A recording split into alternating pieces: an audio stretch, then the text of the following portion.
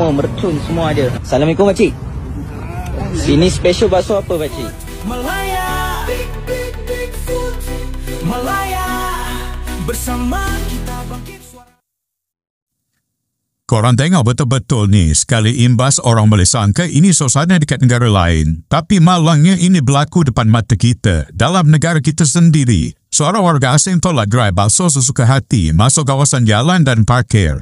Berniaga macam kawasan tu tak ada peraturan, tak ada rasa takut, tak ada rasa bersalah, tak ada rasa segan. Inilah jadi bila budaya berniaga dari negara asal dibawa masuk bulat-bulat. Selepas tu dipraktikkan seolah-olah Malaysia ini tempat bebas buat apa sahaja. Kalau peniaga tempatan nak buka gerai sikit pun kena lesen, kena patuh peraturan. Silap hari bulan terus kena saman atau sita. Tapi bila warga asing buat cara mobile macam ni, nampak macam semua boleh pejam mata.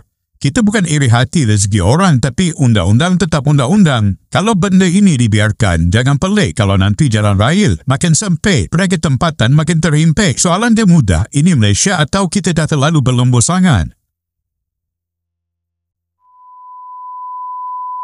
Jumpa bakso bawah jambatan pakcik ni jual. Kilok, pentol, urat, semua mercun semua ada. Assalamualaikum pakcik. Sini special bakso apa pakcik? Daging Bakso sapi. Sapi.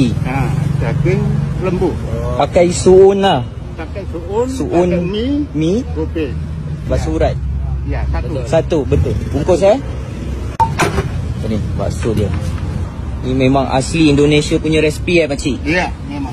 Bakso urat, tapi lain dan bakso tak ada urat.